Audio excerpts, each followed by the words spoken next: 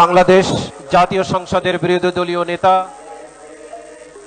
বাংলাদেশ জামায়াতে ইসলামীর আমির ডাক্তার শফিকুর রহমানের নেতৃত্বে বিরোধী দলের পক্ষে শহীদ বেদিতে পুষ্পস্তবক অর্পণ করা হচ্ছে।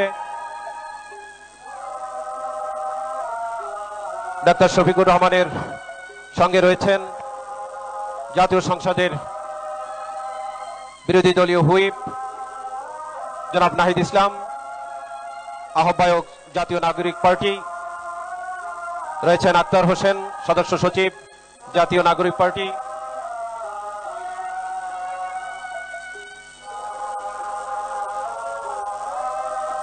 বাংলাদেশ জামাতে ইসলামীর আমির ডাক্তার শফিকুর রহমানের নেতৃত্বে বিরোধী দলের পক্ষে শহীদ বেদিতে পুষ্পস্তবক অর্পণ করা হচ্ছে।